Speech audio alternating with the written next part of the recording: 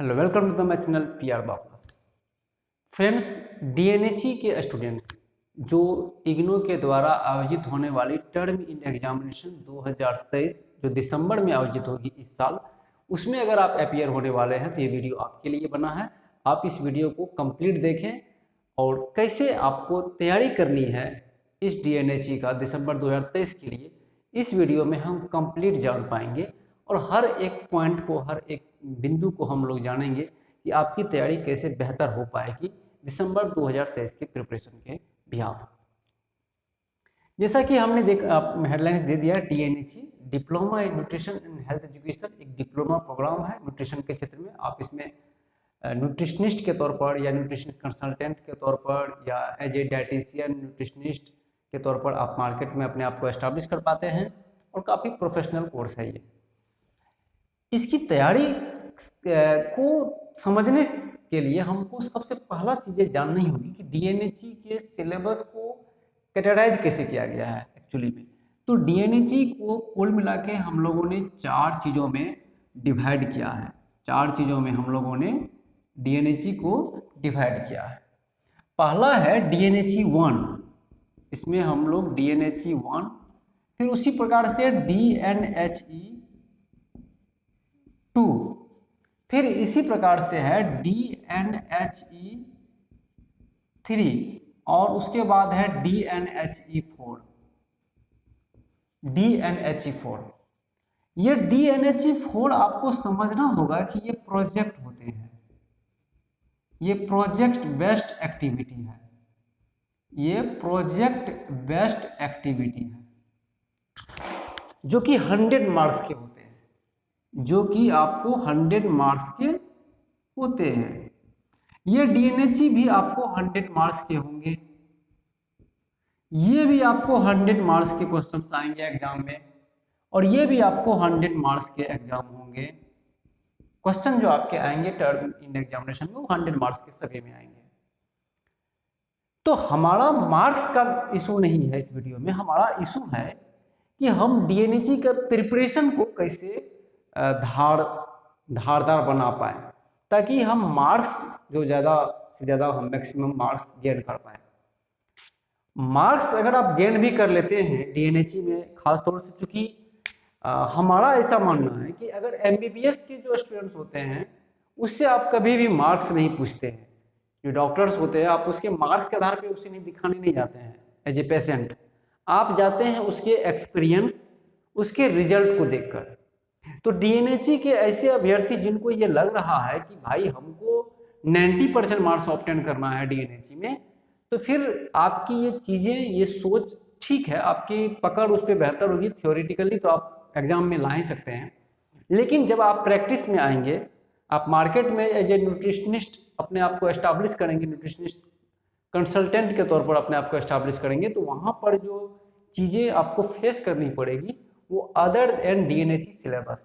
वो आपको DNHE के सिलेबस में वो पढ़ाई नहीं हुई है, जो चीज़ें आपको फेस करनी पड़ेगी। तो DNHE 1 में जैसे कि जो DNHE 1 का सिलेबस है, DNHE 2 का सिलेबस है, DNHE 3 का सिलेबस, इसमें 100 मार्क्स के आते हैं। साथ ही साथ आपको प्लस है इसमें असाइनमेंट्स, आपने इसको इसमें असाइनमेंट्स भी आप इसमें दिए होंगे। DNHE 2 में भी आप अपने असाइनमेंट्स आप इसमें दिए होंगे और इसमें भी DNHE 3 में भी आपने असाइनमेंट्स ऐड किए होंगे। लेकिन DNHE 4 जो है कंप्लीटली प्रोजेक्ट बेस्ड एक्टिविटी है, ये आपको समझना होगा। तो DNHE 1, 2, 3, 4 हो गया। तो ये DNHE 1, 2, 3 का हम लोगों को प्रिपरेशन कैसे करना है, इस पर आधारित है हमारा ये। तो DNHE 1 की जहाँ तक बात है और DNHE 2 या DNHE 3 की जहाँ तक बात है, तो नियम यह कहता है कि अगर आपको इग्नू के बुक्स मिल गए हैं, बुक्स आपके पास आ चुके हैं, या फिर अगर आप कंफर्टेबल महसूस करते हैं कि उसके डिजिटल PDF को पढ़ पाएँ, तो कम से कम एटलीस्ट 5 बार जो है आप बुक्स को रीड कर जाए। 5 मतलब 5 टाइम्स आप बुक्स को रीड कर लें जो इग्नू के द्वारा प्रोवाइड किए जाते हैं आपको। अगर आप 5 टाइम्स उसको रीड कर लेते हैं तो फिर उसी के क्वेश्चंस, उसी में जो क्वेश्चंस आने की संभावना रहती है आपके टर्म इन एग्जामिनेशन में, तो वही टर्म इन एग्जामिनेशन के क्वेश्चन जो है आपके एग्जाम में भी आते हैं। मतलब वो जो बुक्स इग्नो के बुक्स में जो जो क्वेश्चंस रहते हैं वही आपके टीई में भी आते हैं। तो ये चीज़ें बच्चों को पता हो जाती है, जब आप 5 टाइम्स बुक्स पढ़ेंगे तो आपको अमूमन सारी चीज़ों की जानकारी मिल जाएगी। इनके अलावा इग्नो का जो एग्जामिनेशन सिस्टम है या कोई भी एग्जामिनेशन जो बॉडी होती है, उसमें एक लाइन आपने देखा होगा लिखा रहता है कि candidates give in answer in their own words, यानी कि परीक्षार्थी यथासंभव अपने शब्दों में ही उत्तर दे।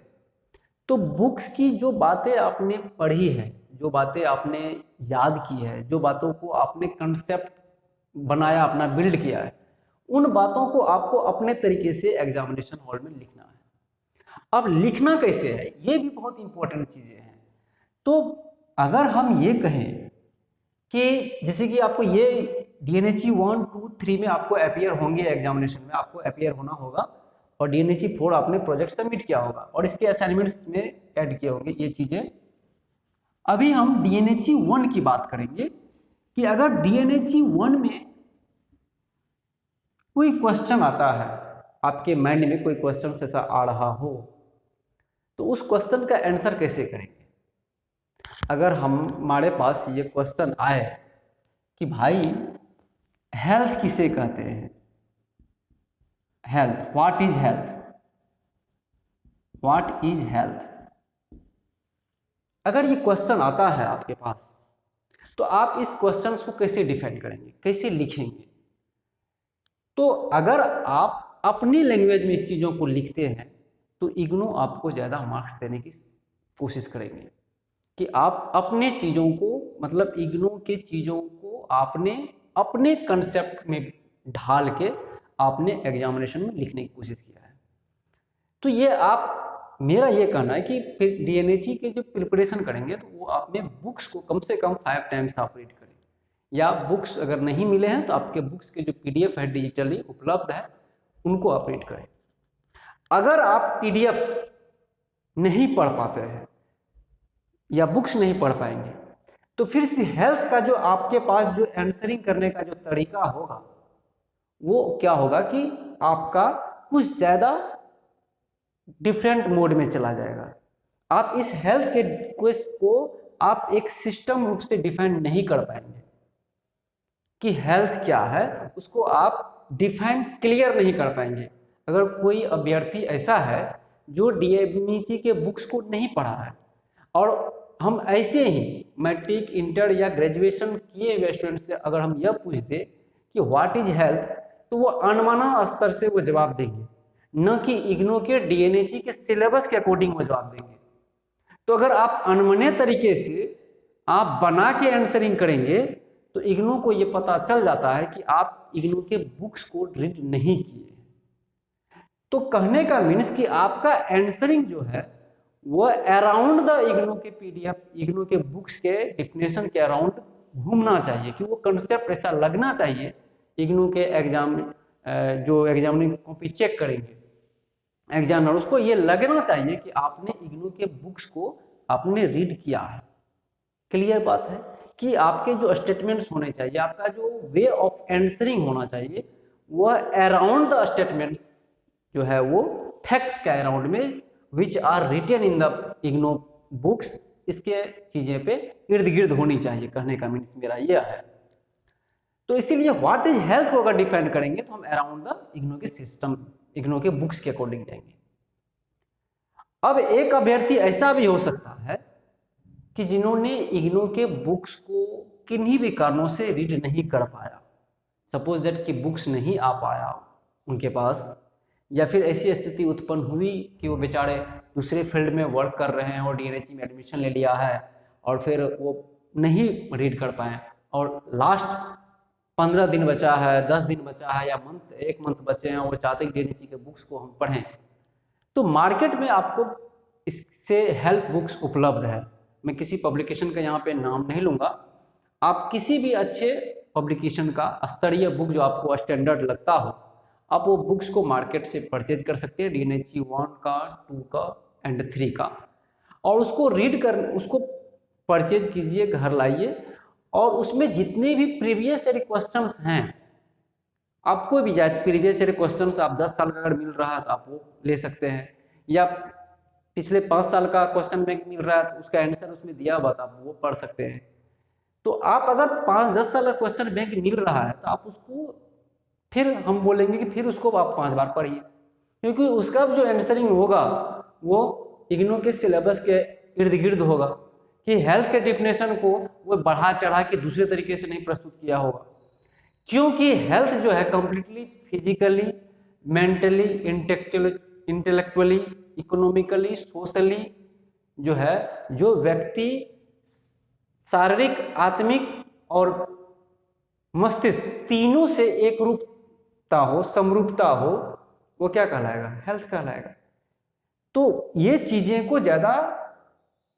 ये क्या ब्रॉड किया गया है इग्नू के सिलेबस में। तो आप इग्नू के बुक्स को रीड नहीं कर पाते हैं इन्हीं कारणों से, तो मार्केट में जो मौजूद हेल्थ बुक्स हैं उससे आप तैयारी करें और उसको कम से कम 5-10 बार पढ़ें। उसके बाद after reading the any books, चाहे वो आपको इग्नू का बुक्स हो, चाहे वो आप कोई भी हेल्थ बुक्स हो, तो रीड करने के बाद आप उसको प्रैक्टिस कीजिए। ये कहने की बात नहीं है, हम सभी इन चीज़ों को फॉलो करते आ रहे हैं कि अगर कोई व्यक्ति 20 पेज एवरीडे लिखता है तो वो आईएएस को भी क्वालिफाई कर सकता है। ये सोशल मीडिया में ये चीज़ें फैल रही है, फैलती भी क्या, हम लोग चीज़ों का अनुभव भी किए हैं अपने स्टूडेंट लाइफ में, और अभी भी इन चीज़ों को मैं देख पा रहा हूँ जब बच्चों का कॉपी में चेक करता हूँ। तो अगर 20 टाइम्स मतलब 20 पेज एवरी डे अगर आप राइट डाउन करते हैं, प्रैक्टिस करते हैं एट योर होम, तो फिर क्या होगा कि कोई क्वेश्चंस का आंसरिंग करने का जो तरीका है वो आपके माइंड में इस तरह से बैठ जाएगा कि आपको एग्जाम में दिक्कतें नहीं आएगी। तो कुल मिला के आपको ये तीन चीज़ें अभी हमने आपको बताया। नंबर 1 कि अगर बुक्स आपके पास है उसको 5 टाइम्स आप उसको रीड करें, और उसमें जो क्वेश्चंस दिए हुए हैं खासतौर से फिल इन द ब्लैंक्स या ट्रू फॉल्स या शॉर्ट क्वेश्चंस या लॉन्ग क्वेश्चंस, उसके आंसर भी वहाँ पे दिए हैं। अगर किन्हीं में आंसर नहीं दिए होते हैं तो वो संदर्भ करते हैं कि आप इस पेज के इतने नंबर टॉपिक्स को पढ़ें, तो उस संदर्भित चीज़ों को भी आप वहाँ पे पढ़ सकते हैं, रेफरेंस को। तो वहाँ से क्या होगा कि आपकी क्वेश्चन आप पढ़ेंगे 5 टाइम्स तो याद हो जाएगा। नंबर 1, अगर आप बुक्स नहीं पढ़ पाते हैं तो आप help book from the market purchase कर सकते हैं, चाहे वो 5 साल का क्वेश्चन बैंक हो या फिर 10 साल क्वेश्चन बैंक हो, आप उसको रीड कर सकते हैं। आप 5-10 साल में नहीं जाएंगे, आप 3-4 साल 5 साल के अराउंड में ही बुक्स उपलब्ध है मार्केट में। मैं तो कोई बुक्स नहीं लिया हूँ, लेकिन आप अगर उपलब्ध हैं मार्केट में तो वहाँ से आप परचेज कर सकते हैं। इसके अलावा कि अगर आपने कोई भी हेल्प बुक से पढ़ा ही हो, चाहे वो असाइनमेंट्स का सॉल्यूशन हो या प्रीवियस ईयर का सॉल्यूशन हो, कोई भी सॉल्यूशन हो, अगर आपने उसको रीड किया है, 5 बार रीड 10 बार रीड आपने किया, तो दूसरा पॉइंट हम यह डालेंगे कि आप उसको, पहला तो है कि आपको कम से कम 5 टाइम्स उसको रीड करना है। ये चीज़ें तो हम क्लियर आपको बता ही दिए। और दूसरा पॉइंट है कि उसको क्या करना है, प्रैक्टिस करना है। उन चीज़ों को लिखने की आदत आपको विकसित करनी है। कम से कम 20 पेज एवरी डे आपको राइट डाउन करना है। ये ऐसा रामबाण है कि 20 पेज एवरी डे कि आपको दिक्कत नहीं आएगी, आप इसमें बहुत ज़्यादा सक्सेस करेंगे अगर 20 पेज आप एवरी डे लिखते हैं तो। और तीसरा चीज़ें हैं कि उन चीज़ों को आप कहिए कि एक्सपीरियंस के लिए आप उन चीज़ों को अप्लाइड भी कीजिए। अगर कोई चीज़ें इग्नू में आपने पढ़ी है या हेल्थ बुक में आपने पढ़ी है या कहीं से भी कोई भी इंफॉर्मेशन आपको डीएनएची से संबंधित कोई भी मेडिकली चीज़ें आपको माइंड में आई है, आपने जाने हैं, तो उन चीज़ों को आप अप्लाइड कीजिए, आप एक्सपीरियंस कीजिए। जब आप हॉस्पिटल जाते हैं या किसी पेशेंट से मिलते हैं या किसी का आप लाइफ स्टाइल को सुनते हैं, कोई कंप्लेन लेके आता है, तो आप उन चीज़ों को एडजस्ट कीजिए और उसको एक्सपीरियंस कीजिए इन द मार्केट, वो क्या है, कैसे हो रहा है। तो इससे क्या होगा कि अप्लाइड जो आपका जो चीज़ें आपने थ्योरी पढ़ा, उन चीज़ों को अगर आप अप्लाइड करते हैं तो फिर आपको डीएनएची में आप आगे तक आप जाएंगे। जैसे सपोज दैट कि आपने इग्नू के बुक्स को पढ़ा, सारी चीज़ों को पढ़ा और एक ऐसे व्यक्ति से आपकी मुलाकात हो जाती है, आप जा रहे हैं कहीं पर, टूर पे जा रहे हैं या जर्नी कर रहे हैं कोई भी वजह से कहीं भी, और आपको एक ऐसे पेशेंट से, ऐसे व्यक्ति से मुलाकात हो जाती है जो कोई भी व्याधि से पीड़ित है, कोई डिजीज से पीड़ित है, और वो आपके बारे में जान जाते हैं कि वो आप न्यूट्रिशनिस्ट हैं, आपने पढ़ाई की है, और वो अपनी चीज़ों को शेयर करते हैं, तो फिर आप उनको एक बेहतर एडवाइस दे पाए, आप उस स्थिति के लिए भी तैयार रहें। और उस स्थिति के तैयार के लिए आपको इग्नू के बुक्स इनफ नहीं है, उनके लिए आपको चीज़ें जाननी पड़ेगी, पढ़नी पड़ेगी। इसलिए हमने पीआर बायो क्लासेस की जो एप्लीकेशन है उसमें हमने डीएनएजी के कंटेंट को ज़्यादा मॉडिफाइड किया है, हमने मेडिकल चीज़ों को उसमें ऐड किया है। जो डीएनएजी का जो सिलेबस है इग्नू के, उन सिलेबस को हमने के साथ साथ हमने उसमें मेडिकल चीज़ों को ऐड किया है, ताकि बच्चों को मेडिकल चीज़ों पे ज़्यादा इम्प्रूवमेंट किया जा सके और मेडिकली वो चीज़ों को समझ पाए, क्या डिजीजेज हैं, क्या उसके काउजेज हैं, क्या उसके डायग्नोसिस होंगे, क्या उसके साइन एंड सिम्टम्स होंगे, फिर क्या प्रिवेंशन होंगे, उसके मैनेजमेंट क्या होंगे, उसके डाइट क्या बनेंगे, एंड लास्टली उसका ट्रीटमेंट का कैसा हो सकता है, वे ऑफ ट्रीटमेंट कैसा हो सकता है, मेडिसिन होगा या फिर वो हमारे एक्सरसाइज योगा से या डाइट से ही ठीक होंगे या फिर वो सर्जरी का माध्यम से, वो सारी चीज़ों को हम लोग क्लियर करते हैं। तो अगर आप डीएनएजी के स्टूडेंट्स हैं और आपको लग रहा है कि हम एज ए न्यूट्रिशनिस्ट अपना फील्ड बनाना चाहेंगे, तो इमीडिएटली पीआर बायो क्लासेस को आप इंस्टॉल करें प्ले स्टोर से, और उसमें डीएनएजी कोर्स को आप परचेज करें, तो आपको सारे वीडियोज उसमें मिलेंगे। तो कुल मिला के ये बातें सामने आई कि आपको पहला काम कि बुक्स को रीड करना है 5 टाइम्स 10 टाइम्स, नंबर 1।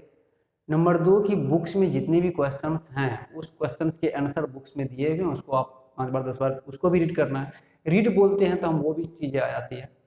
नंबर तीसरा कि जितने चीज़ों को आपने पढ़ा है उन चीज़ों को राइट डाउन करना है, कम से कम 20 पेज एवरीडे आपको ये हैबिट विकसित करनी है। नवंबर के बाद दिसंबर में एग्जाम स्टार्ट हो जाते हैं आपके,